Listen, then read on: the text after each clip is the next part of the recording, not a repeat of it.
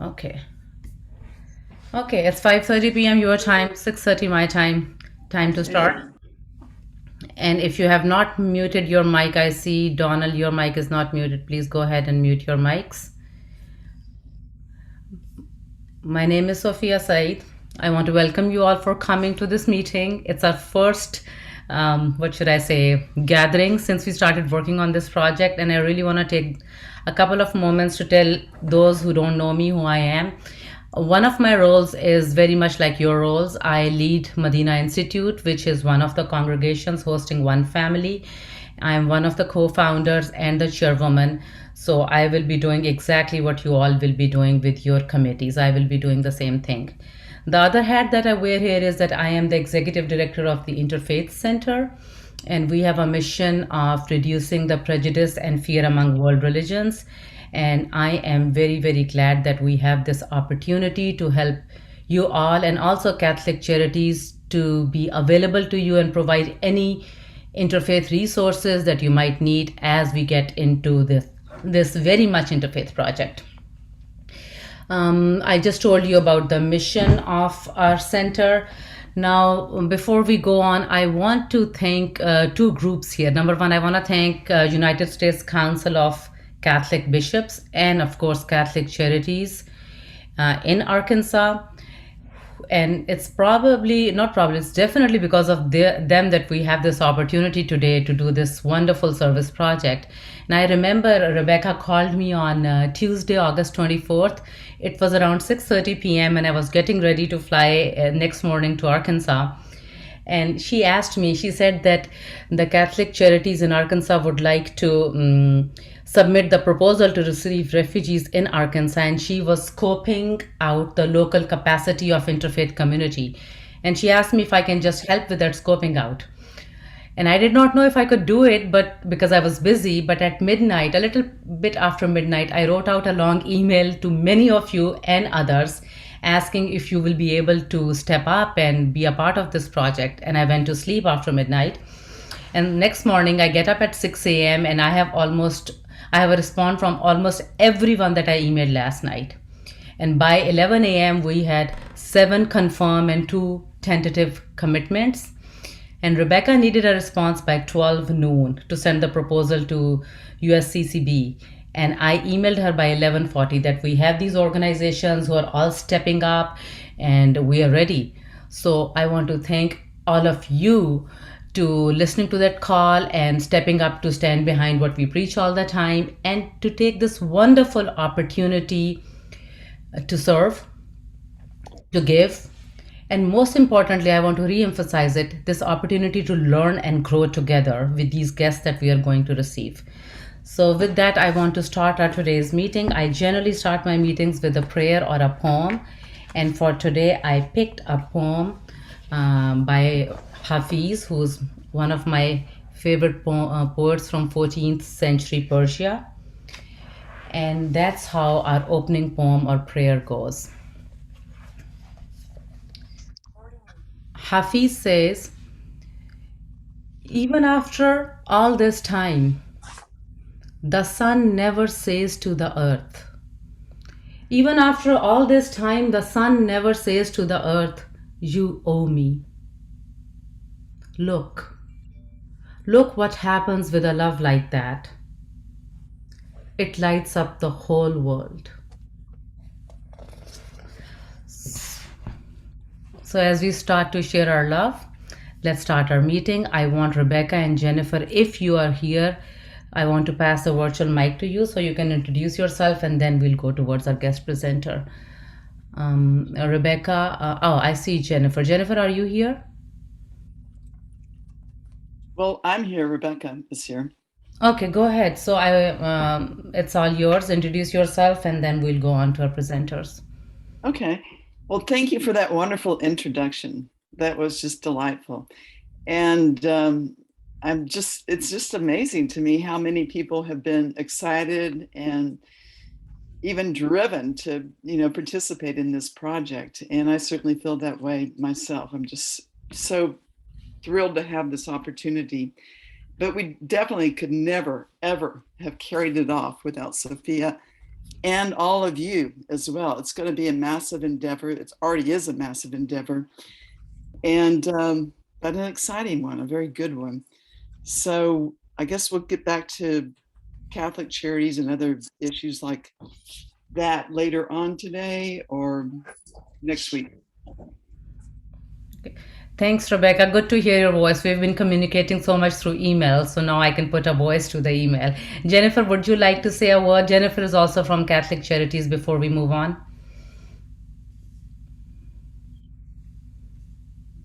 She may not be here yet because she had a phone call she had to take.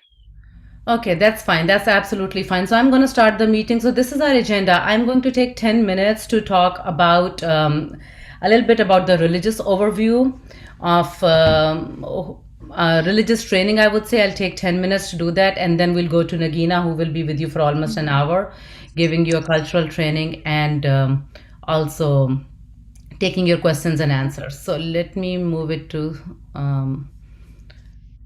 speaker view so you all can see me. Okay. Okay, let's start that.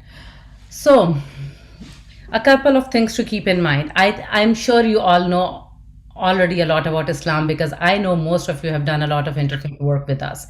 But some things to keep in mind, and I'll be very quick about it. Number one, do not call Afghans Arabs or Middle Easterns because they are not Arabs and they are not Middle Easterns.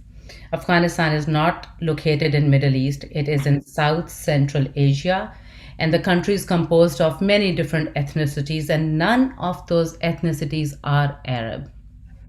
The country itself is 99.8% Muslim, so obviously whoever will be getting will be Muslim most likely, most probably. Among those Muslims, there are two big denominations. There is Sunni Muslims and there are Shiite Muslims. And the primary difference between Sunni and Shiite Muslim is the way Sunnis and Shias interpret the succession of leadership after the death of Prophet Muhammad, peace be upon him. We don't need to know these details, but I do want you to know that 85% of the Afghans are Sunnis and they practice Sunni Islam. And two of the mosques which are part of this team are both Sunni mosques, although very, very open to accepting any other denomination. And 15% of the Afghans are Shiite Afghans, so they might be practicing Shia Islam. We just don't know who we get, so we'll leave it there. So till we know who we are getting. So the cultural and national identity of Afghans, as Nagina will tell you, is deeply shaped by Islam. And Islam, the faith, is very much noticeable in the dress, in dietary codes, in the prayers, in the language, how they communicate and speak, and all of that. I want to give you a little bit overview of dress and food, and then we'll go into other details. Prayers and foods. So most of the Muslims pray 5 times a day, or at least asked to pray 5 times a day, and there are specific times that they pray. Now the time is not exact. In fact, there's a time window. So for example, the morning prayer, which might start at 5 a.m., we have a good hour and a half to finish that prayer. Then afternoon prayer that might start at 1 p.m. There is a good 3 hours window for Muslims to do that prayer. So every prayer has a window in which Muslims can do that prayer. But it's still important to know that if we have a conservative or devout Muslim, then they will be praying 5 times a day. And if they're out working with you or in a meeting and their prayer window is ending, they might want to have a place for 5 minutes where they can stop and take a prayer break. And we will be providing you with the prayer charts for that as well. I'll come to that in a minute. Now, other than prayer, Friday is a day which is holy for most of all the Muslims. It's just very much like Sunday. It's a lot of time Muslims want to devote it to prayers and reading of scripture. And of course, that doesn't happen in America because you have to work. But if given a choice, people would do minimum on Fridays. So if you have optional meetings or visits or groceries or doctor appointments that you need to settle or take your families to, it's a very good idea not to schedule any of those on Fridays. A lot of these families who come, they will need prayer mats or holy book Quran. This is a very big tradition in countries like Afghanistan, Pakistan, or even here with Muslims to read Quran on a daily basis, and prayer beads.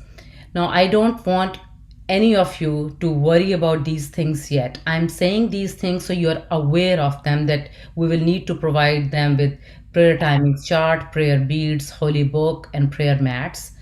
We are Rebecca is working on supply list. I'm sure they have the supply list ready, and she will be providing you with the supply list. And Medina Institute is also working on getting all those things ready in bulk. And by things means, these supply means religious supplies. So if you are not a mosque, if you're a church or a temple, and you want to make sure that you have these religious items for your group and you don't want to buy them on Amazon, you always have a choice to reach out to my key contact person, which is Sarah. She's here, Dr. Sarah Tariq, in the group, and she'll make sure that you can get them from Medina Institute without any trouble. A couple of other things to keep in mind is that Islamic law forbids the use of pork and any use of pork meat, and also any use of alcohol or anything which has alcohol in it. Again, these are important things to know when you're doing their groceries, when you're buying things for them. If you plan to take your family out for a dinner, or if you are going to invite them to your dinner in your house, no alcohol and no pork. Again, as far as grocery lists are concerned or items are concerned, do not worry about them right now. We have the whole list ready, as detailed as you can imagine. You will get it from Rebecca, but keep these things in mind. As far as grocery stores and restaurants go, I'm also putting together a list in which you will have the names of the grocery stores and the restaurants which offer these halal options and alcoholic choices. So you want to make sure that even the ingredients do not contain pork and alcohol, and you will get all those lists. What else when it comes to religion? The other thing I want you to keep in mind, which is very important to me personally, because I'm not from Afghanistan, I'm from Pakistan, which is a neighbor country. But there are countries like Afghanistan and Pakistan where religion plays a very key, paramount role in the daily life of a person, and everyone tends to engage with Islam at some level in their customs. In fact, the customs and cultures is based on the religious code. But it is also very important to keep in mind that not Afghans necessarily will be strictly observant Muslims. For example, not everybody prays 5 times a day. So, and actually, it's important to know that sometimes people have opposing views when it comes to the role of religion in Afghanistan. Although spirituality is extremely important to most of the Afghans and they hold it very dear in their heart, but many also view the institution of religion negatively, because they look at it as a tool of oppression due to their own experience of persecution and conflict. So I really want to advise all the teams that when you're talking to your adopted family, avoid mentioning or talking or discussing the topics of ethnic tensions, politics, Taliban, warfare, or women right, because number one, you're not very close to them yet and you haven't built that trust yet, and secondly, these are very sensitive subjects in Afghanistan, and a discussion on these subjects can lead a person to recall negative experiences that they might have had before coming here. So we don't want to assume that all Afghan Muslims will follow a very conservative interpretation of Islam, although that might likely be very, very true. But we want to know that official position of many Afghan religious leaders does not reflect the interpretation of all Afghan people. So these are some of the things to keep in mind. One thing I want to share before we go to Nagina is greetings. We all want to be familiar with the Muslim greetings. So as you all know, I always, when I meet any of you, I say salam, which means peace. It's a short version of the Muslim greeting, which goes assalamu alaikum. So the longer greeting is, I wrote it down, so let me pull it up. So the longer greeting is assalamu alaikum, which means peace be upon you. Let's see. That's one greeting. Can you see it on my screen? Yes. Okay. So, Assalamu alaikum is the standard Muslim greeting. You can use it anytime. You can use it in place of good morning, good afternoon, good night, hello, goodbye, hi. It simply means peace be upon you. If it's too long to remember, then you can simply use the shorter version, which means peace or salam. But I think knowing the greeting really helps the Muslim greeting as you work with these people. So the other thing with greeting is that um, many people gender roles, which probably Nagina will definitely, I'm not probably, definitely talk about. We Once she talks about them, remember that that will also be affecting the way you greet with them. People generally do not touch people of opposite gender. So if you are greeting somebody with a handshake, males should be only shaking hands with males, and women should only be shaking hand with women. One of the rule of the thumb is that if you are a man, do not initiate a handshake with a woman unless she initiates it first. Or if you are a woman, do not initiate a handshake with a man unless he initiate it first. A very mm, a very common way to greet each other is by putting your right hand on your heart and goes assalamu alaikum or salam or hi. This is a very common way of greeting, by putting your hand on your chest, on your heart, and saying the greeting. Instead of touching them, you just touch yourself by saying salam, assalamu alaikum. And with that, I want to pass it on to Nagina. So after Nagina is done, we'll do a lot of question answers, but I want to make sure, because there'll be a lot of overlap that Nagina might have. So I want to pass it on to her, and she will take 20 to 30 minutes to speak to you before we take all your Q&A. Thanks, Sophia, and good evening, everyone. As a quick introduction, my name is Nagina Sawes. I'm not sure, Sophia, if you shared my bio beforehand with the group.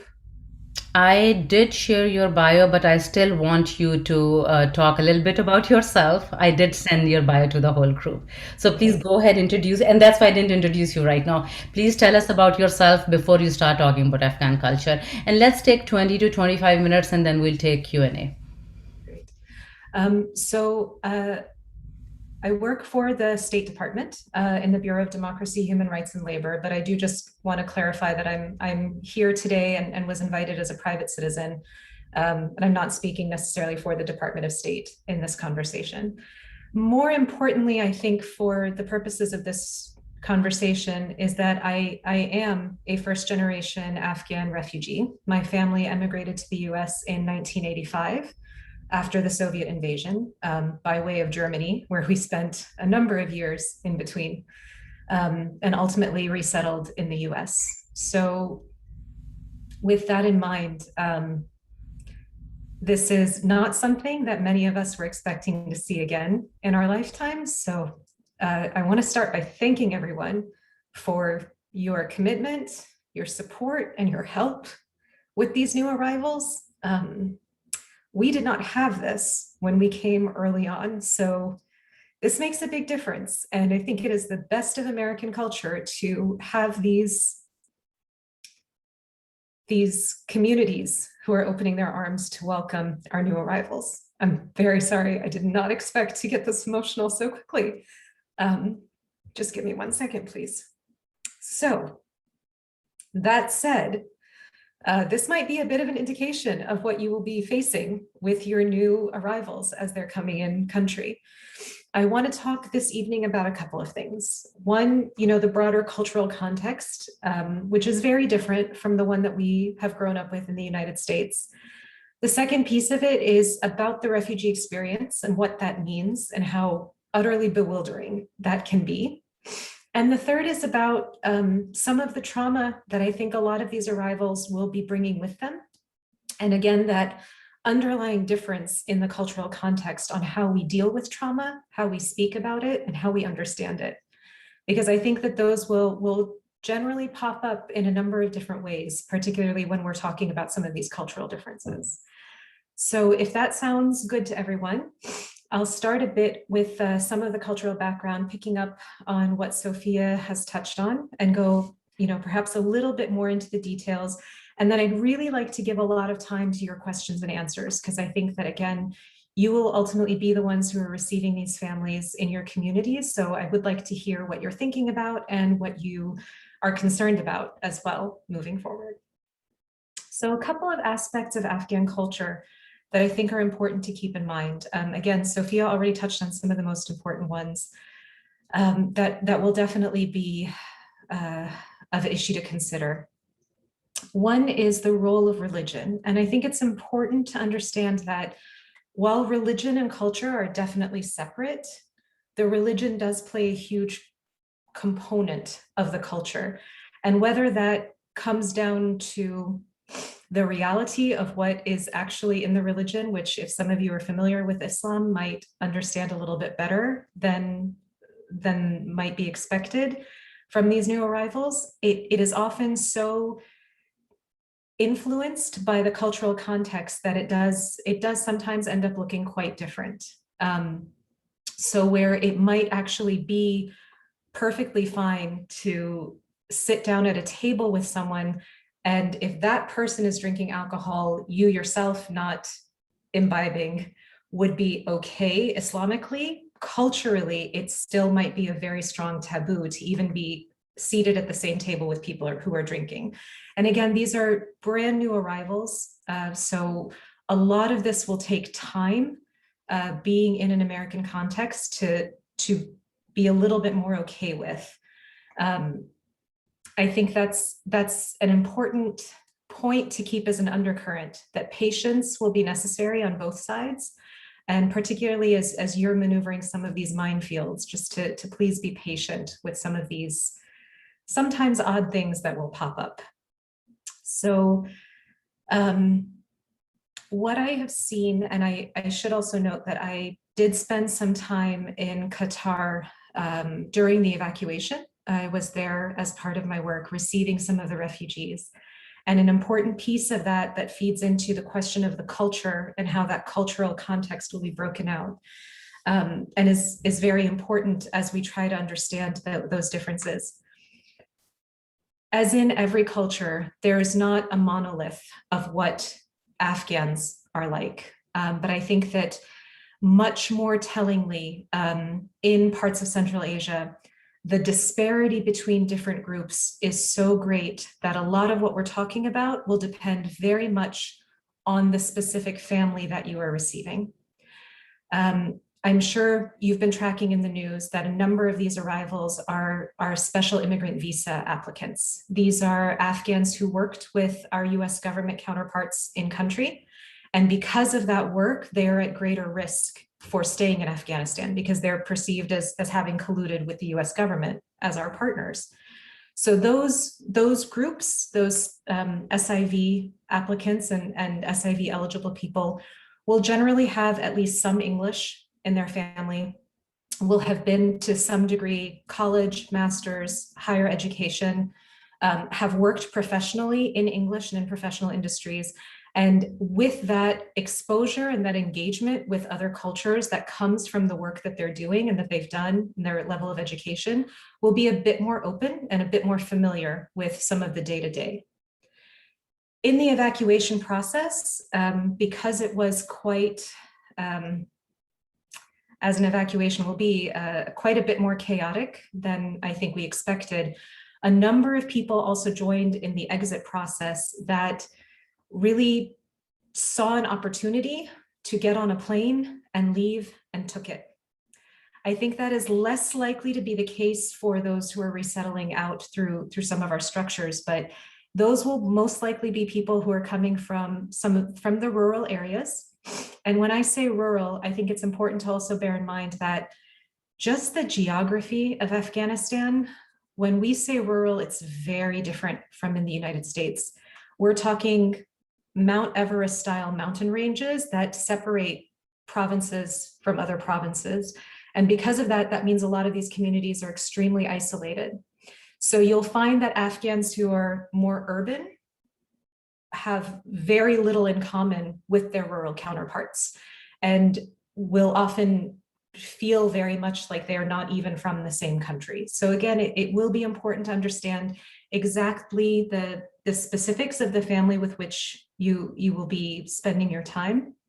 And I think, again, that goes back to the question of patience and being an open and active listener to hear some of how that will play out. So with that, I'll kind of branch out into some of the differences that we'll see based on those specific backgrounds. Again, a lot of these SIV eligible applicants and SIV eligible refugees are very familiar with some of our cultural norms. They will not be quite as offended with greetings between men and women. I would say a line to still not cross. Do try to avoid being alone in a room, particularly men with women. I think that's something that no matter the background, particularly in this refugee process, will have a bit more of a stunning response to it.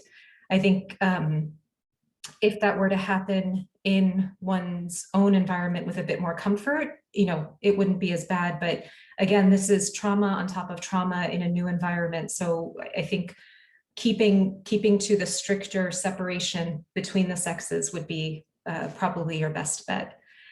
So again, that'll be true regardless of the background of the two groups. I think that Sophia's suggestion, the hand on the chest and the greeting, just saying salam to people, goes a very long way. It's also very COVID compliant. So I have been relying on that for the past couple of years with my relatives, and it's fantastic. Saves a lot of kissing on the cheeks, which I was never crazy about growing up anyway. So that's nice. One of the other things I'd say about the SIV eligible Afghans, and this has come from working with some of the other communities that have been sponsoring families who arrive. A lot of them are extremely proud and very dignified, and their objective is to move out of the resettlement process as quickly as possible. I have 2 or 3 friends in Northern Virginia who sponsored families, and within a week and a half, they were gearing up to leave, move on their own.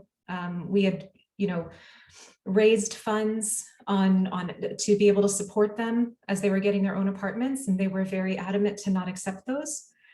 I think with the conversations that we've had with some of these other groups, it's for a couple of different reasons. One is definitely pride. Afghans are extremely proud, and this has been a severe blow to that overall pride, so they will try to retain it as much as possible. 2, there's an enormously strong sense of community and an underlying understanding that if we who are potentially SIV eligible and could manage the system better are taking these services, we are taking away from the ones who actually need it much more. There's also that constant refrain that happens where people are extremely disillusioned with the support that comes from governments and NGOs in country, because it is by its very nature temporary, and they are generally mistrustful of those being long-term. It's just the nature of how it is. Not everything lasts forever. So as much as possible, there's a determination for some to be independent as quickly as possible. For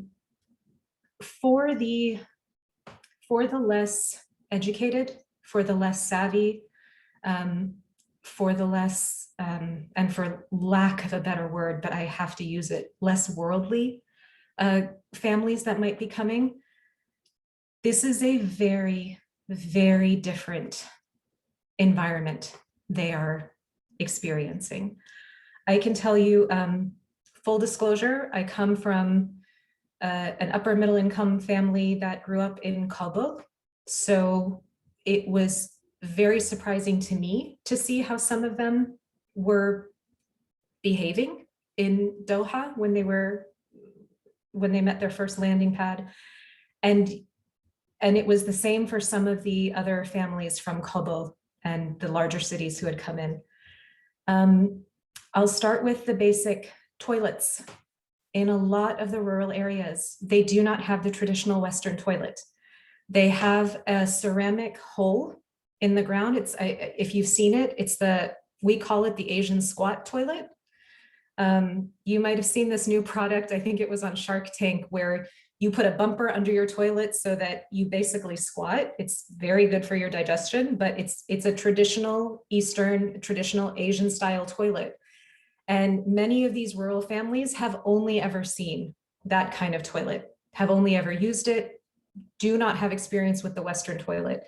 So that has been a bit of an adjustment. We had quite a bit of trouble in Doha with balance and the lack of cleanliness when people were not as well balanced on some of those Western style toilets. So hopefully this landing pad and period of transition has helped with some of that, but it might be an issue for a couple of these families that will need to be addressed. You might actually need to just sit down and explain to them how to use the Western toilet, and that's the way that we use it.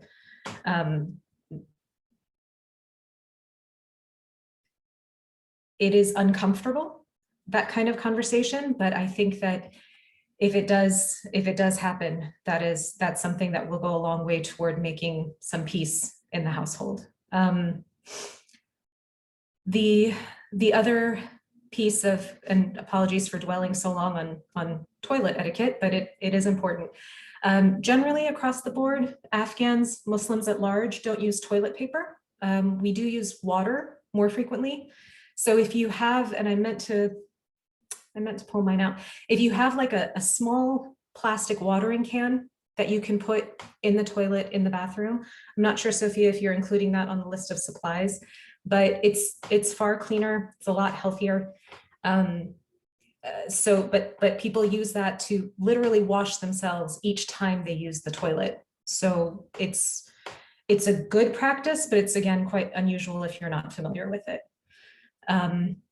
Most often people. And again, just to, before everybody starts wondering about that, just to let you all know that the toilet needs are on the supply list. We are putting that watering cans to her. We are also not trying to, I'm also sending you all a link. Rebecca will send it to you, which will tell you where to buy a handheld bidet. So you don't have to buy the watering can and you can just install one in the bathroom. So you'll have multiple options of purchasing the right toiletries with the Amazon links that how to purchase them. But again, do not worry about supplies yet. You will get the detailed list from Rebecca on what you need to purchase once your family is allocated to you. Back to you, Nagina. Thanks, Sophia. I've never actually loved using the bidet. I'm much more comfortable with the water option, but that's cool. However, it gets you very clean. And also, side note, in early COVID, we were not the ones rushing to buy toilet paper. We were good. It was great. Many memes were created because of that. So that has, I think the only other bathroom related area that I would mention, actually a couple more. One, Sophia mentioned that there are 5 prayer times a day. Just be mindful that one of those, if you have families staying in your home, one of those prayer times is before dawn and before the break of dawn. So that is quite early in the morning. You'll hear people moving around at that time of day. And before we pray, generally, unless you've managed to keep the cleanliness, there is a ritual ablution and washing that people do before they pray. Takes about 45 seconds if you do it right, but just bear in mind again that if people are taking time out to pray, they will also need access to a bathroom so they can wash. It's hands, face, and feet below the ankles. It's not too extensive, but again, it's part of the cleanliness and practices that people do before they pray. A note on the transition period, both in Doha and in some of the bases that I've seen working here, there have not been great shower facilities.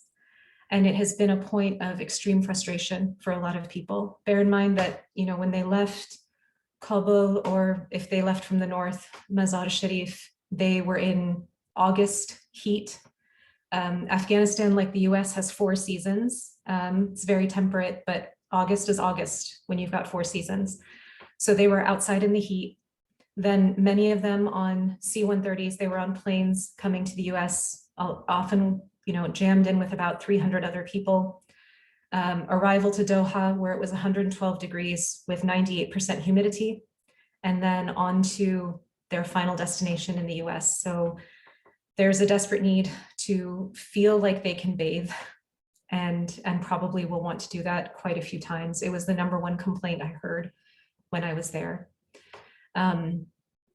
So just keep that in mind. And also in the rush of movement from airport to airplane to military base to the US, a lot of people lost their basic toiletries. We, in our donations, the different communities have supplied a lot of those basic necessities: toothbrushes, toothpaste, hand wipes, body wipes. One thing that people, I think, have not thought about in donation has been combs. A lot of women are just desperate to brush their hair. So it's not something that we often think of, but that's a big one. By and large, we're a very vain people. I'm going to put that on the table. That kind of goes with the dignity, and it kind of goes with the pride, but also we're very good looking for the most part, and we're very aware. So that will be something that most people will want to take care of, their looks. It's a real thing. But going back to the refugee process and the fact that this is a traumatic experience, it is something to look out for. If you see families that are really generally pretty well kempt and generally taking care of themselves, keep an eye out on the children. In particular, keep an eye out on one particular family member. If they look like they are not taking care of themselves, if they're not being as vigilant about their hygiene, there's probably a reason for that. That's probably an indicator that they're under a bit more undue mental health strain, and it's something to think about, and try to connect those people to other services if possible. There is a wealth of Afghan American organizations in the area, in the country, that are ready and willing to help. So if you do notice that someone is failing on a few of those markers, and it doesn't look like if it doesn't seem like the family in general is around the same status and it's specific to one individual, that's an indicator of trauma that we look for in the resettlement process, that we should just keep an eye on and try to connect to services where we can. As far as basic customs, a couple of things that are really helpful, and I'd sent this note earlier on groceries. A really nice thing to have, and I'm sure, Sophia, that you guys have added this on the list, loose leaf green tea. Afghans drink tea like your doctor tells you to drink water, and it's green tea. It's pretty healthy, which is great as far as a practice goes, but you will spend 4 hours cooking dinner and people eat it in 10 minutes, and you stew a pot of green tea and they'll sit over it for 3.5 hours, and you're like, there's a disparity in the effort I put into this, but it's really comforting. They definitely have not had it in the transition process, so it's something that they will really look for. A couple of other questions that had come up, and I am mindful of how long I've been talking, and I do want to leave time for questions. Do keep in mind that there are going to be phases to the acclimation to living in the US. Again, your initial engagement, whether you've got some of the more familiar groups versus some of those who are a little bit less familiar with our lifestyle here, everyone is going through a level of trauma. Resettlement is not easy. It is not clear. The process is very opaque. Many of them may not be aware of how to take next steps on their legal status. And again, you'll see a difference between the people who have that desperation and understanding that they have an SIV in process or a visa in process and they just need to get it completed, versus those who saw an opportunity to resettle and don't even know where to begin. And that's where you'll get a lot of questions. If you don't get questions, I think, again, there are a lot of refugee resettlement groups that we can connect you to. Great. Thank you, Rebecca. I think that would be, Rebecca left a note in the chat that Catholic Charities offers immigration services. I think if you a few days in, again, give them time to acclimate, give them time to feel a little bit settled, ask them if they would like to be connected to those services. My understanding is that everyone has been granted humanitarian parole, which sounds a lot better than it is. Humanitarian parole basically means that for the first year that they are in country, they cannot be deported. It confers no other status on a person in country. So humanitarian parole exists, but the resettlement process has to be applied to separately. And I am not sure that everyone is aware of that. So that is something that you would want to connect to immigration services if those are available and if that question does come up. The last thing I did want to mention, and it's just something to be aware of.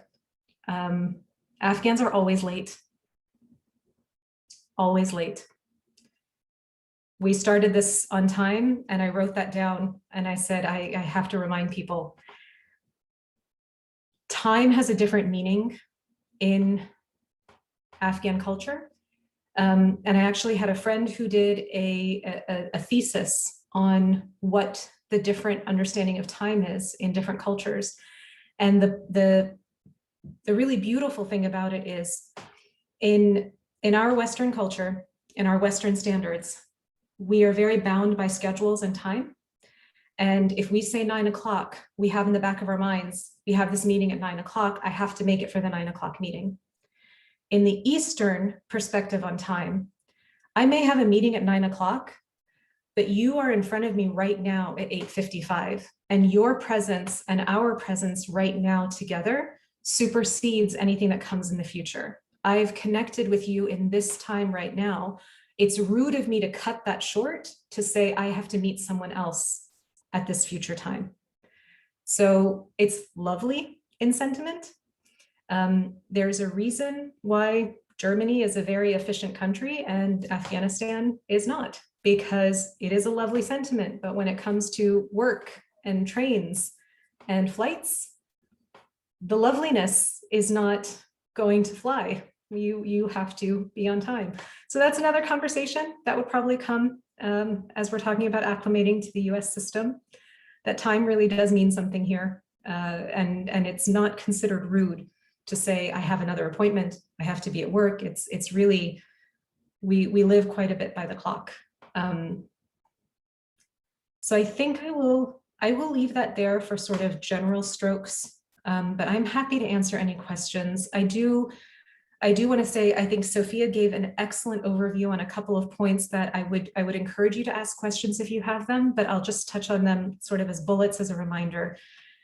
Conversations about politics, questions about religion and sort of degrees of religiousness, questions about ethnicity, let those come from the families. Please don't proactively raise them. An important note to keep in mind is we have the luxury here of living in a stable society where we can spend a good bit of time thinking about the how and the why something has happened. And they're in pure survival mode at the moment. They are day to day, where is my place? How long will I be here? What can I do to achieve stability? I will leave it there. But again, I do encourage you, I hope this was helpful. I encourage you to ask any questions that you might have, and I hope to answer them in a way that's helpful. Thank you, Nagina. This was very, very helpful, and I really appreciate your time. So I'm going to open it to everybody. And if actually, let me add one more thing to this. I was thinking I got 2 questions directly. Let me address them, and after that, raise your hand to ask question and introduce yourself before you ask them. So one of you asked me about the meat and how to determine whether it's kosher or not as you're shopping for them. I'll again say the same thing. We're putting together a very extensive grocery list with the restaurants you can take them to, the grocery stores you can go to. It also talks about the meat because Afghans, like other Muslims, will be eating most probably halal meat, which is kind of a kosher meat, but not exactly kosher. There are several shops in Arkansas, in central Arkansas, which offer halal meat, and you will get those addresses and everything in the supply and grocery list. Grocery list also contains, and it's put together by my Afghan friends, so it contains the names of the things that they would like to have in their kitchen, but also brands and generic ones. So it's going to be very extensive. And one more thing, I want to quickly talk about dogs. Dogs are considered unclean in Afghanistan and a lot of Muslim cultures. I mean, I grew up with dogs, but they never, in Pakistan, but they never came inside the house. They're always meant to be staying in the area where people do not pray. So, as if your Afghan family is living, I know we have temporary housing and then permanent housing, and I'm specifically talking about temporary housing right now. So, if you're putting your Afghan family in a place where, in a part of the house, when you have a dog in the house or there is a dog in that house, please, you have to make sure of a way that the dog doesn't get into that area. Or if you invite them to your own house for dinner or something, make sure you have a plan for your dog before they come in, or you don't tell your dog to get up from the sofa and tell the Afghan to sit there. They might be scared with the dog if the dog is next to them, or they might just don't want to be close to the dog because they consider it's unclean. So this is something you want to keep in mind as you plan for your family to come. And with that, I want to just give it to you all to ask any questions that you might have. I did just want to add a small point on the dog. And full disclosure, my father lied to us our entire lives and told us he was allergic to dogs. Definitely wasn't allergic. He just was very unfamiliar with them and not comfortable around them. So it took a close family friend having a small, very well-behaved dog for us to get a bit more accustomed to, for us to really embrace and appreciate dogs as companions. So it is not something familiar at all. So please do just be mindful that it takes time, particularly with very boisterous dogs. I know they just want to give cuddles and they just want to give love, but it's very different and surprising. Dorjen, do you have a question? Yes, we plan on providing welcome meals for the first 2 or 3 days, similar to, I think, what the Medina Mosque is planning to do. Do you think that the families would like a mix of the types of foods that they like? Or, I mean, if we ask the congregation, they would bring lasagna, chicken spaghetti, things like this. Do you think we should provide a mix or just concentrate on trying to provide meals that they're familiar with already? I'm all for a mix. I think that people will be polite and maybe gear more toward foods that are familiar to them: rice, meat, dumplings. Bear in mind that we do share a border with China, so dumplings and that kind of food is pretty familiar to us as well. But I think food is a great way to share cultures and a great way to invite people to experience your culture. So I think it would be nice to do a mix if possible. Thank you. Okay, Carla has a question. So Carla, would you ask your question? I'm trying to find you in my Zoom view, but I can't see you. But go ahead and speak.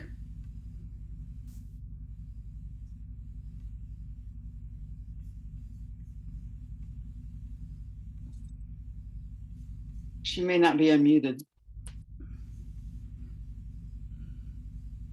Carla, would you unmute yourself? Okay, it's me. Hi, I work. Can you hear me? Yes, we can hear you. Okay, great. So I work at Catholic Immigration Services. I'm one of the case managers here. I was reading, I have a couple of questions. So once, thank you so much, Sophia. And is it Nagina? Am I saying it right? Nagina? Nagina, you had it right the first time. Nagina? Okay, so I was reading here because we have people calling about donating several items. They were speaking, and so we have clothes. So when I was trying to educate myself on the culture, it says here some refugees may also feel that used clothing is unclean, and a few may believe that the essence of the prior wearer remains with the clothes and can bring bad luck if they do not know who previously wore them. Should we prepare for that as well? I'm going to say I have never heard about the essence part of it.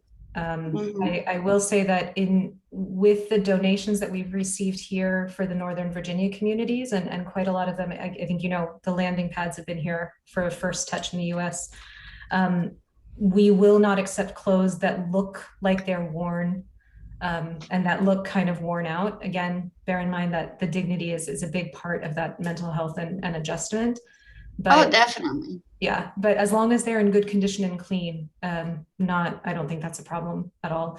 The bigger concern is particularly for women, long sleeves, longer shirts, particularly ones that go, and when I say longer shirts, I mean that go, quite far down past the butt. That is what's considered a bit more comfortable for a lot of the women. And generally, even if they're wearing dresses, they'll be wearing loose, kind of billowy pants under the dresses. Just, again, particularly for the more recent arrivals, that in some cases will adjust over time, but for now, that's the kind of clothing that they're looking for. Okay, sounds good. I haven't had anybody drop anything off. Then I have a question on the toilet part. Are you talking about those squatty potties that we use here sometimes? Yes. Would it be helpful? I'm sorry, would it be helpful if we purchased some squatty potties or had people donate those? No, I just meant that as a visual to understand the distance between where your feet and the toilet are. On the squatty potties, it's more of a squat if these are your legs, it's more of a squat so that your backside is close to the toilet. It's actually very healthy for your digestion, and that's why the squatty potty was invented, so that we who are more comfortable sitting on a seated toilet can have that benefit of not being at such odds to where we should be going. It's very hard to do this and sound dignified. I apologize. But short answer to your question, not necessary, just to give you an idea of how they're accustomed to using the toilet. Got it. Well, I have a squatty potty, so it's cool. And then I have a question. When you said comb, do you mean combs or brushes? Because I would like to donate those. Combs, isn't that, or brushes? Either one. Just something to brush out, comb their hair. I was actually surprised how many people in Doha requested combs, and that we hadn't even thought about it when making our supply requests. That's so sad. Okay, no, that would be fun to donate. Okay, that's all I have. Thank you so much for your time. Sure. Martina, do you have a question? Yeah, I think for clarity's sake, you didn't go into the detail, but I think most Americans would be puzzled when you say that there was a balance problem in Doha and in Qatar as people were being transferred. I think we have to elaborate on that people actually will will put both feet onto the toilet and use the toilet that way. And if you do that and you don't have good balance, you're old or you're young, you're in a hurry, then you will fall off of it and you will actually, make a mess. So in order to prevent that, the conversation needs to be had. And I don't think we should pussyfoot around that. It's necessary. So I think, I don't know, I lived in Iran for 1 year and I was evacuated in 1979 in a C-141. And myself and my mother were the only females on the plane. And there were, the aircraft was full of Iranians. Almost all Americans had been evacuated. And because we were not Americans, we had to wait a long time to get our approval to be evacuated. And it was, you say about 1985 was your time of departure from Afghanistan, and you immediately had an emotional reaction as you began to speak. This is 1979, and I still have a visceral memory and reaction when I think of it. So imagine that for years I had no reaction, no outward expression of fear, and had no intent of discussing what I had seen with anyone. Many years went by without feeling that need. It was just packed down and never discussed. And I think many people perhaps will be surprised by how stoic these people are and will be, and how it will all seem okay, but it's not. And sensitivity training is important, but the intrusion cannot be allowed. Each and every person has to come to a point where they're willing to discuss. And I don't think it's any of our place to push for that. Thank you, Martinez. And thank you for sharing your experience with us. I'm going to let Nagina quickly respond to it, and then we have quite a few hands raised and a few questions that I want to answer. So, Nagina, you want to respond to this? Yes. First, Martina, thank you for sharing that. One additional note that I wanted to make on trauma. So in years past, we have worked with trauma survivors from Afghanistan. My background is in trauma support to post-conflict refugees. I wonder where that came from and that interest. One of the things that we have found is our Western way of engaging and dealing with mental health is very different from what is important in Eastern cultures.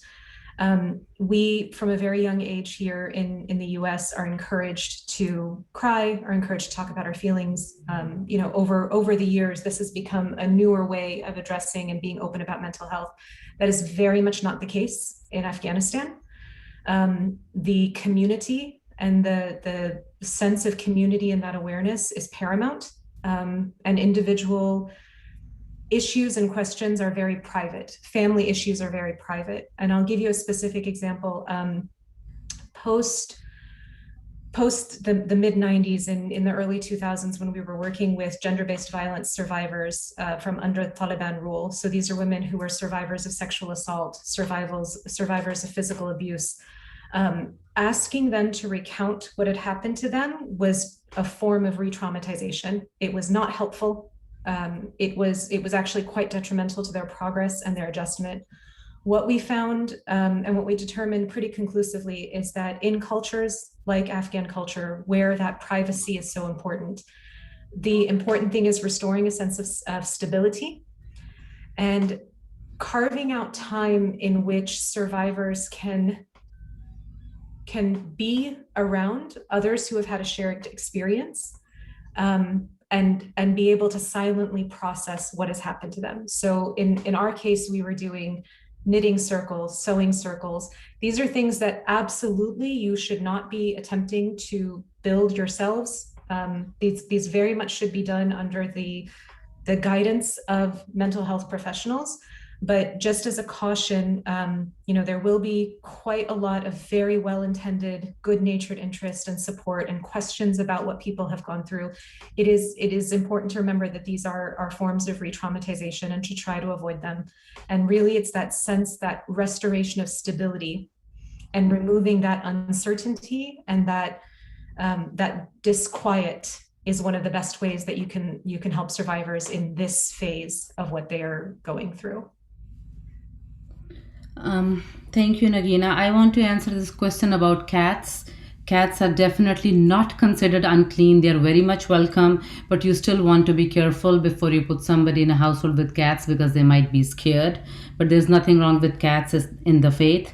We are getting good things to add in our supply list, like combs, brushes, hair ties. Keep it coming. We'll add it. We'll compile the supply list, and Rebecca will get it to you once ready. Somebody, I think Carla, one of you asked a question about clothes. I want Sarah, if you're here, can you please comment on the clothes work that we are doing at Medina and how you can help everybody with that? Yes, absolutely. Hi, everybody. It's good to see you all. My name is Sarah Tariq, and I'm a member of Medina Institute, and I'm helping Sophia out with this project for us. And I'm really grateful to meet all of you. The one thing that I will add is one of the common I think Nagina sort of referred to one of the common dresses, garb for women in Afghanistan and Pakistan and even India is the shalwar kameez, which is basically what, as Nagina described, is the long shirt that covers the butt and then goes towards the knees, and then loose pants. So we have a significant Pakistani community. We have a smaller Afghan community. We really don't have much of an Afghan community in Little Rock. We have a massively large Indian community. And so I have my contacts and a lot of my friends in the Indian community, when they heard that we were receiving Afghan families, reached out and asked what they could do to help. And the one thing that I offered was shalwar kameez, because that's really those type of clothes are really hard to come by. There are no stores that in Little Rock or in Arkansas that sell shalwar kameez. And so I have asked them to organize and dry cleaned, pressed, very gently used shalwar kameez of different sizes. And so I know that community is working on that. Medina is only hosting one family. And so I've told them that there are 9 families, and they're going to work on getting as many shalwar kameez as long sleeves, no sleeveless, of course, gently used clothes. So I will be the contact for that, and I'll be letting you all know as soon as I get more information about that. That's amazing, and thank you for that. One thing I will note, I think Afghans less frequently wear like the traditional shalwar kameez, but they'll wear the shalwar shirt with skinny jeans. Okay, so, yes. Yeah, same here, right. Perfect. Thank you, Sarah. I'm going to go to Becky. Becky Williams, you have a question, Becky?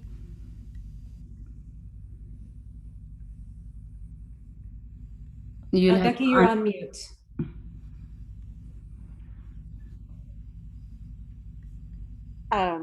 Sophia, I met you many years ago when we were working on Move On together. I don't know if you remember me or not, but when you were in school. My question is how we refer to ourselves, because do we say Americans because Americans really are the whole hemisphere? I mean, the whole, so what are they going to think of as, how should we refer to ourselves? I would say Americans. Okay.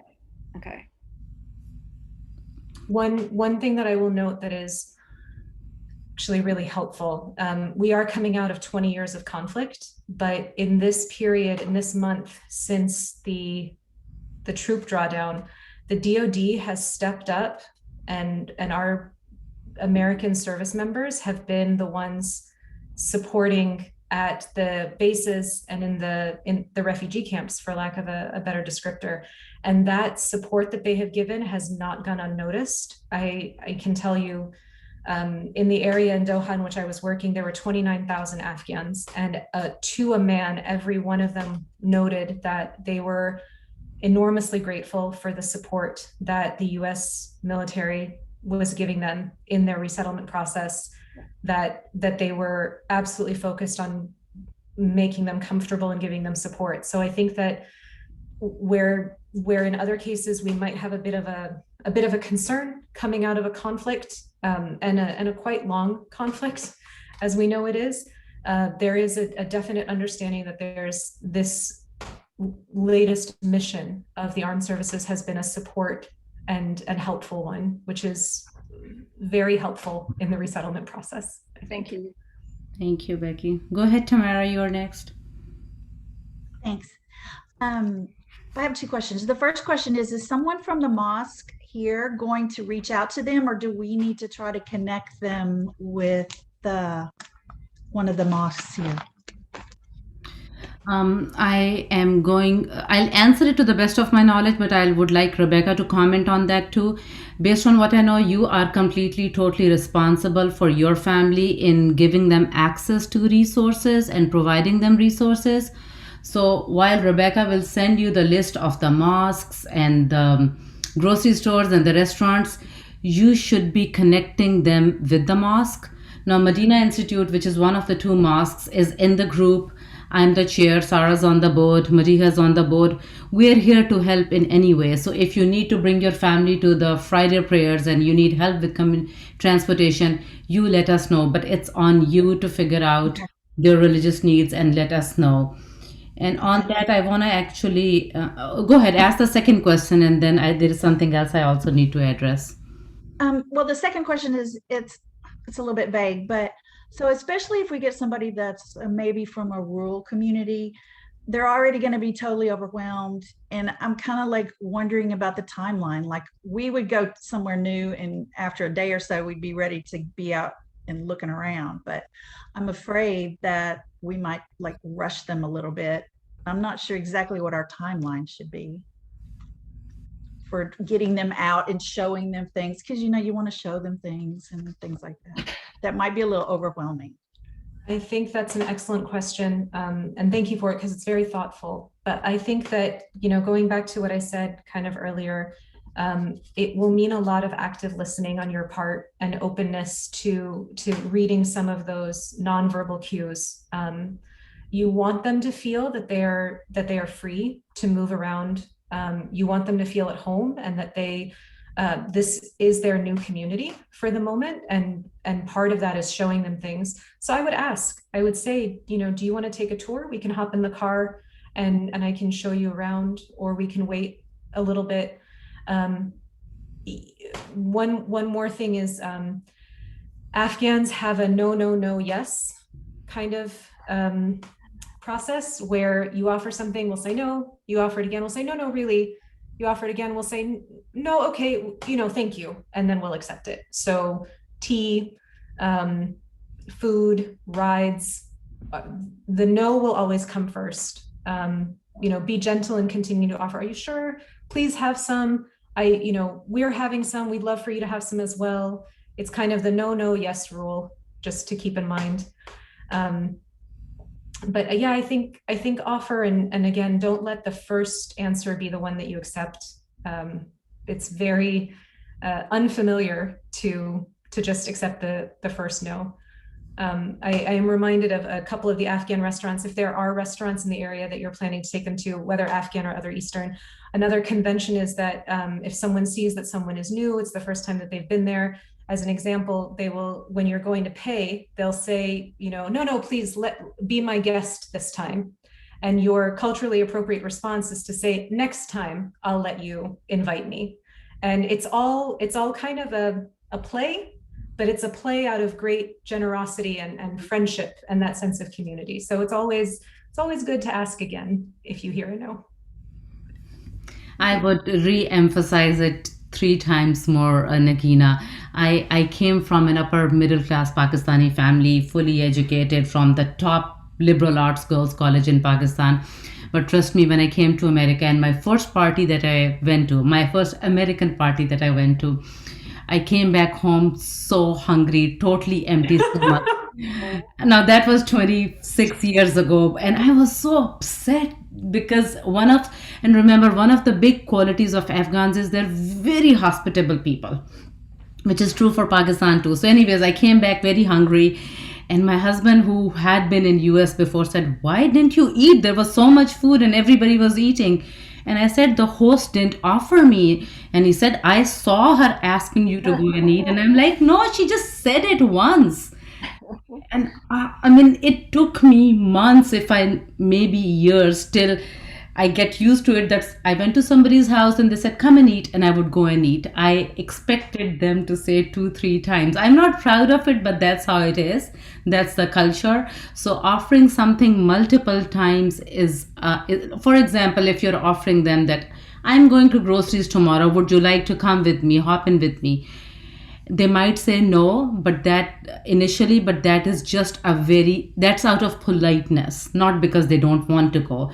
And then you might say, are you sure you don't want to go? And they might say, no, it's okay. I don't want to be a burden on you. It's still out of politeness. And then you can say, okay, it's up to you, but I really am going. It's no burden on me. If you would like to come, I would love to have your company. So they will learn with time because they are going to be immersed in American culture, but give them some time. This is a very important point that you brought up, Nagina. I also want to say, I was taking notes, one more thing very quickly. every congregation should be and would be responsible for training their family, and I'm sure Rebecca is thinking about it. But when we were talking about the toilets and handheld bidets, please know that once the family comes to your congregation and you settle them in their temporary housing, you should train them on all the household appliances, how to use the microwave, stove, washer, dryer, dishwasher. And it's regardless whether they're educated or not educated, it's just a different system, different appliances. So you should definitely give them a full orientation of how the appliances in US work. I mean, even electric switches, they're upside down in US, or they're upside down back home in our countries. So they need to be given a full tutorial on all the appliances and the way systems work here. We have one more I have one more comment, but we'll wait. Let's go to Rosalia, who's here. Let's see. Yes, I'm with Rosalie, and our question relates to the toilet also. Should there be a few washcloths to be auxiliary with bidet or watering can, or is it entirely cleaning oneself with water only? That's a great question. Watering can and toilet paper should be fine, but they will need hand towels for obviously their hands and face if they're doing their ablution before prayers. Okay, perfect. Do we have another question? Sorry, one more quick thing. Generally, Afghans do not wear shoes inside the home. So before stepping into the home, they take off their shoes out of cleanliness. So that is something to be very mindful of. I would also encourage everyone to do that because it is definitely more hygienic, but for sure, they will not be comfortable with shoes inside the house. And the other yes, yes, no thing, as we're talking about some of the very simpler cultural mores, they will always defer to older people. So if you are sitting down to eat and you're thinking, these are my guests, let me serve them, they will not be served until the eldest person at the table has taken and been, I really don't know what the word is in English, been taken care of. Absolutely, there is a great deference to age, whether it be male or female, it doesn't matter. It's the older person, takes preference at meal times, takes preference for drinks, takes preference to sit in the car, their comfort. There's a great respect for the elderly. Please don't be offended if you may be younger than the person in question, just accept the kindness. That's a very good point, Nagina. And also the point to take your shoes off outside the house. That's also very important. If you go to Afghan house, take your shoes off, wait for them to lead you through the house before you go through the house, and wait for them to tell you where to sit before you pick a place for yourself to sit. With that, let me go back to you, Tamara. You have a question? I did. Do we need to have a pair of shoes outside the bathroom, like a generic pair of shoes? It would be very nice, but I don't think necessary. Okay. A lot of people keep a pair of flip-flops for someone to wear inside the house, inside the bathroom. Yeah, it would be nice, but not essential. One of the other things I want to highlight, we talked about it and Nagina gave a good overview of gender relations, but I want to highlight some ways it might be implemented as you take care of your family. So most Afghans observe very strong and public separation of genders outside. And Nagina she told us that it's good not to be alone in a room with a person of opposite gender. But if they need to be like in a doctor's office or in a school, then it's always good to keep the door open. One thing I want to highlight is you want to start thinking about these gender issues since you will be commuting your families for groceries and for driving. You'll be teaching them how to drive for their legal and other business needs. So you might want to plan ahead of time that the person you're taking out is that the male head of the household or the female head of the household, whether you need a male driver or a female driver. It's really important to plan those things ahead of time. If the whole family is going out with you, then of course you want to make sure you have car seats in the car. And it's okay if it's a male or a female driver because the family has both male and a female. But if only the male is going out with you, then you don't want to send a female driver to transport them. And same is true for women, that if you have women who are going out with you, then please don't send a male driver. I want to tell you that Afghan men generally, as I have seen in my friend, are very protective of their households. Family privacy is a very, very big deal. So it's better not to ask any personal questions about the family unless they share them themselves. Like specifically, don't ask about their women or wives or anybody in the family. Women take a lot of pride in providing for the family, making sure they're well nourished, well cooked. So if you're planning grocery trips, then it's really a good idea to plan it with a woman in the family, because it's really important for her to be able to have everything that her family needs. So just keep those things in mind as you plan your outdoor trips or transportation with them. So go ahead, Nadia. A couple of other things that have come up. I'm not sure about the English proficiency in the specific families that you'll be greeting. Just a quick note on the languages. So in Afghanistan, we have two primary languages, Dari and Pashto. Afghans do not refer to Dari as Dari.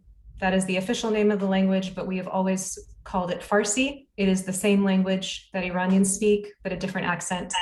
So you'll hear Afghans among themselves saying, are you a Farsi speaker or are you a Pashto speaker? No Afghans say Dari, but for whatever reason, post 2001, that became the norm for Americans.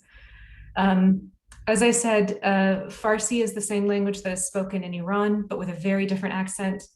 Afghan Farsi is quite a bit more pure in that it hasn't been adulterated with other words. In Iranian Farsi, you'll hear a smattering of French and other words. It's not the case. It's more classical Afghan Farsi. Pashto is a completely different language. It has a different alphabet, different accent, entirely different words. You will hear Pashto spoken much more frequently among the rural communities, and Farsi speakers are generally those who are coming from the cities. That's, of course, not across the board. I think a number of the new arrivals are from the big Pashto-speaking cities, which are in more of the south. And I think in this case, I say that the Pashto speakers are fewer only because a lot of the flights that were coming were from either Mazar-e-Sharif in the north or Kabul, where you have that upper part of the country is more Farsi speakers. Frequently, I think just from the prevalence of Indian movies and the popularity of Indian movie culture, a lot of Afghans might understand Hindi and Urdu. So that can often be helpful if you're having trouble or struggling. But it's best not to ask if someone is an Urdu or Hindi speaker, just because that might seem kind of out of tune when you're talking to Afghans, and that frustration about being recognized for our own identity rather than those of our neighbors. But it can be helpful in a pinch, especially in some of the stores. It's really quite heartening to see how helpful that has been, particularly with some of the larger communities, like you all are saying in Arkansas, there's a much larger Indo-Pak community. That's great, and that could potentially be very helpful in settling. I'll leave it at that for the moment. Julie has a question, so I'm going to ask her to unmute and ask her question. Hi, thank you, Sophia. I'm curious about how we deal with children. I know that Rebecca's suggestions have said that, and it's kind of common sense, that we should not be alone with children unless one or two of the parents are with us. Are there any other things you might want to add about special circumstances dealing with children? So I would not have thought to raise this if I hadn't seen this in Doha. A couple of points. One, Afghan children are older than their American counterparts. Many of them are not as, many of them have had to face a lot more in the same timeline of their lives. So they are a bit more responsible than our kids here are. Their older kids are a lot more ready to help and take care of their younger siblings, which is awesome. The incident that I witnessed in Doha, we actually did see a mom slap her daughter very hard across the face, to the point where one of the Marines asked me to come over and basically inform the mother that they would take her child away permanently if he ever saw anything like that again. I don't excuse it, but it is, again, a traumatic period, so I don't expect people to be on their best behavior.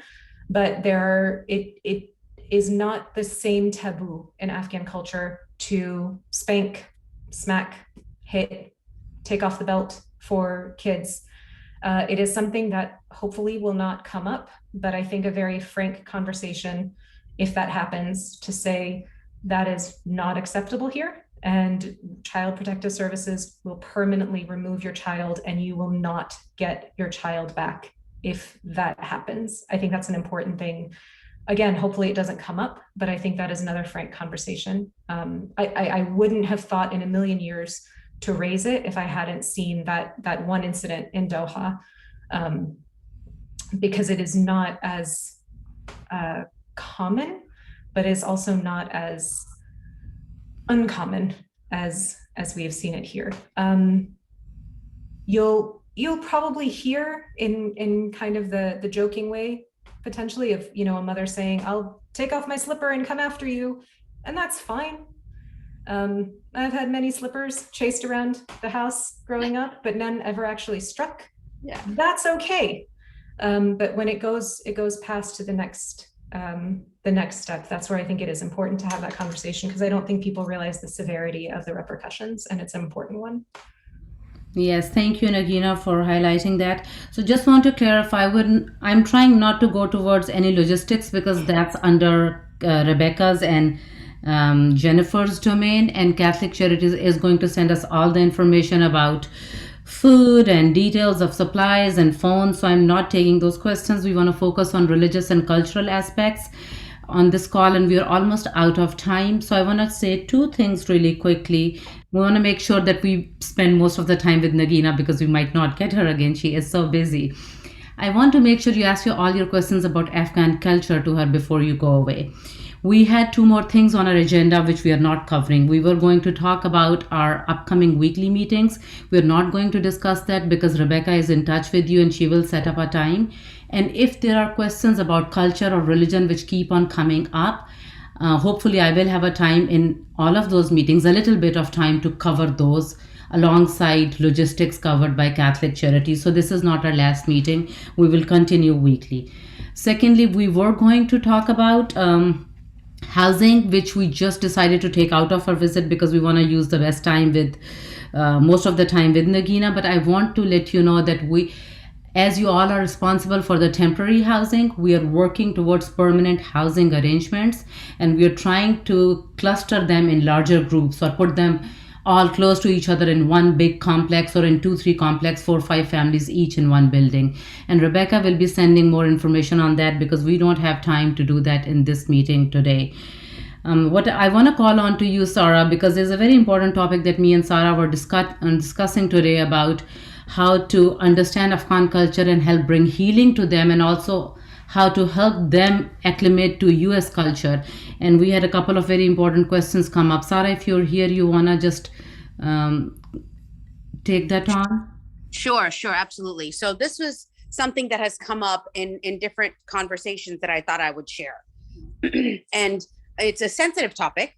And that's one that, Nagina, you may not be familiar with, but in Arkansas, I'm just, as a Muslim, as a South Asian, I'm very conscious of some of the biases that our community at large and our state at large may have.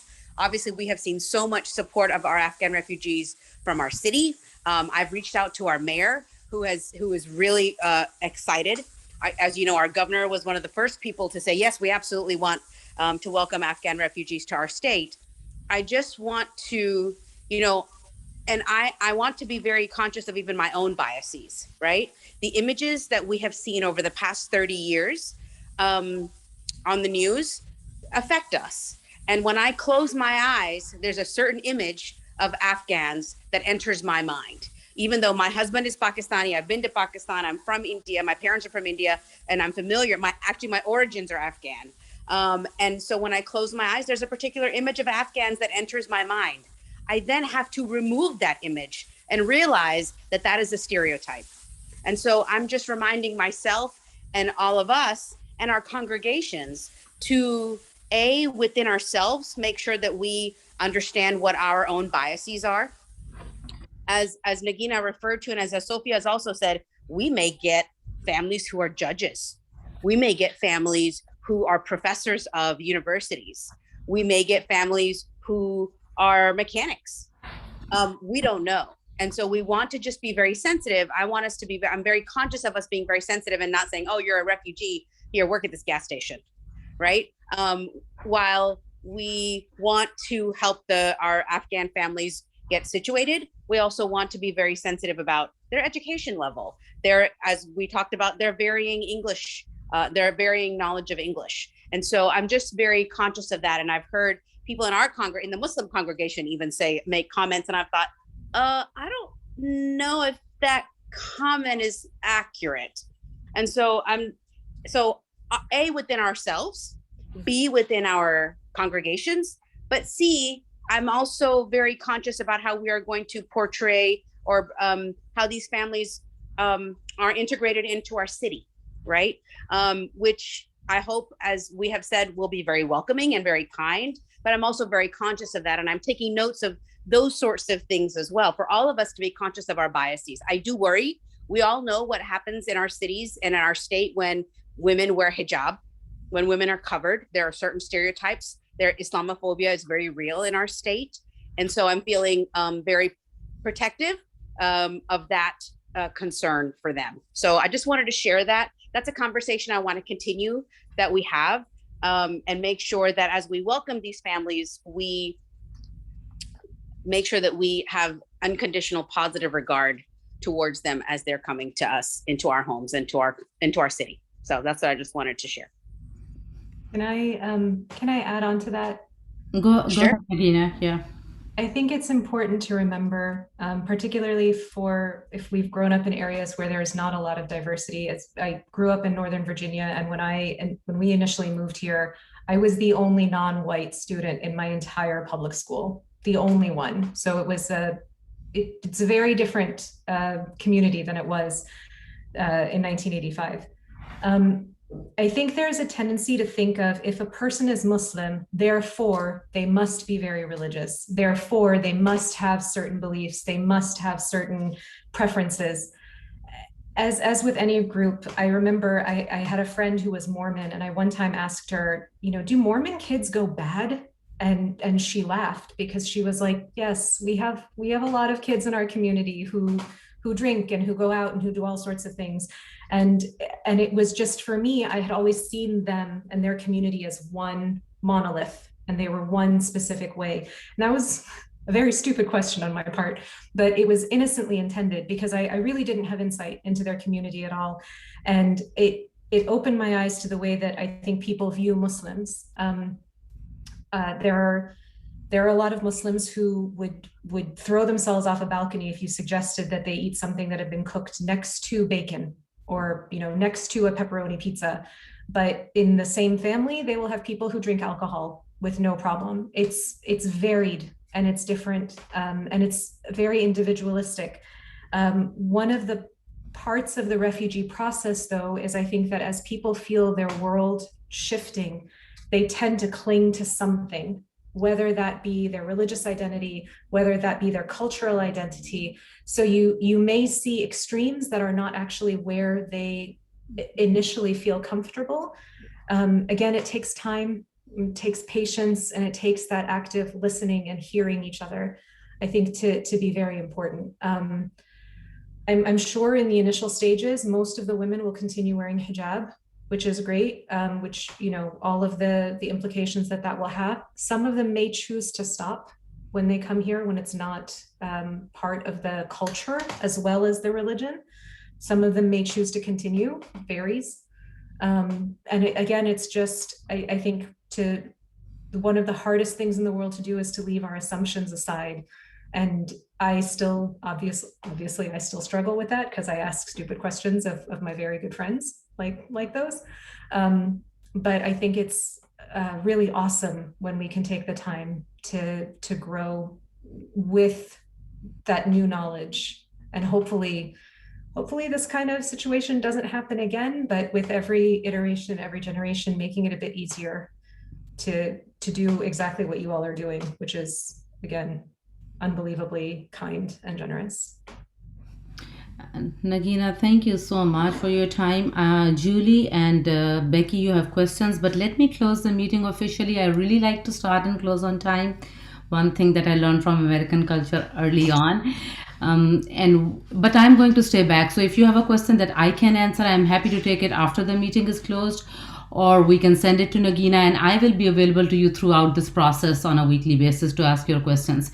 Nagina, do you have any? Firstly, I want to appreciate you taking out time, and we cancel other agenda items because we wanted to make the best use of your time. Do you have any closing comments before we close? Let me just look at my notes real quick to make sure I touched on everything. Patience, expectations, hospitality, phases of acclimation. I think the only other thing that I would say is, again, thank you for your patience. Thank you for your generosity and for your understanding. It's incredible. And also one other thing, Afghans love to tell you things about yourself where they're very private with their own business. They love to tell you about your own. So I'll give you an example. In Doha, we had brought hula hoops for the kids to play with, and I was hula hooping, and the man was walking by, and he was like, you know, if you keep doing that a few hours a day, stomach will be gone. And I was like, bro, nobody asked you, but cool. And it's just, it is not ill-intended.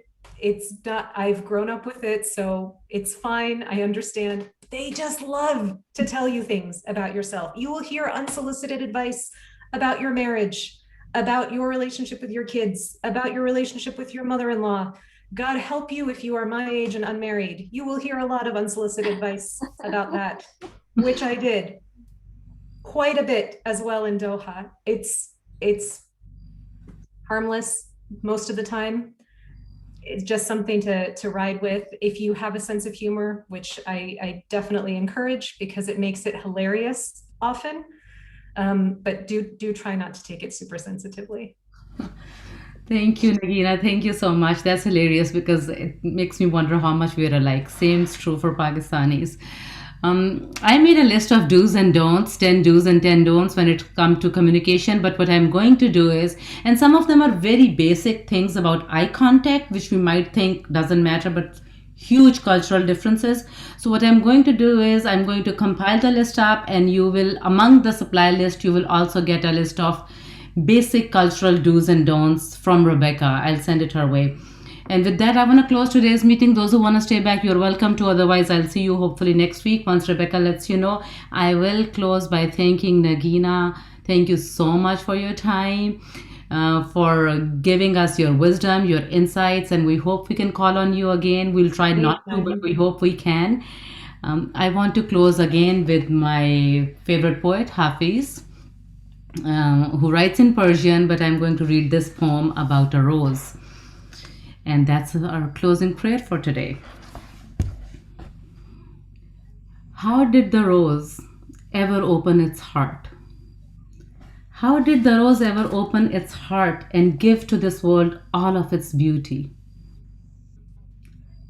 It felt the encouragement of light against its being. Otherwise, we all remain too frightened.